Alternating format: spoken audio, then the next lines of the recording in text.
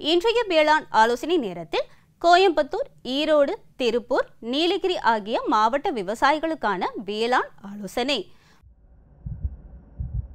வரும் 5 நாட்களில் மேற்கு மண்டலத்தின் அனைத்து மாவட்டங்களிலும் மழை எதிர்பார்க்கப்படுகிறது. காற்றின் வேகமானது மணிக்கு 4 முதல் 20 கிலோமீட்டர் வரை எதிர்பார்க்கப்படுகிறது. மண் ஈரத்தினை பொறுத்து இரவை பயிர்களுக்கு நீர்ப்பாசனத்தினை ஒத்திவைக்கவும், பயிர் கழிவு மூடாக்கு இடவும், மழையினை பயன்படுத்தி சரிவுக்கு குறுக்காக மண் புரட்டி போடும் கலப்பை கொண்டு கோடை உழவினை மேற்கொள்ள அறிவுறுத்தப்படுகின்றனர். மழை எதிர்பார்க்கப்படுவதால் நீர்ப்பாசன வசதியுள்ள பகுதிகளில் குறுகிய கால நெல் சாகுபடிக்கு நாற்றங்கால் தயார் செய்யவும். எதிர்பார்க்கப்படும் மழையை பயன்படுத்தி சோளத்திற்கு 1 ஹெக்டேருக்கு 50 கிலோ யூரியா என்ற அளவில் 2வது மேலுரமாக இட்டு மண்ணின் ஈரப்பதத்தை பொறுத்து நீர்ப்பாசனம் செய்யவும்.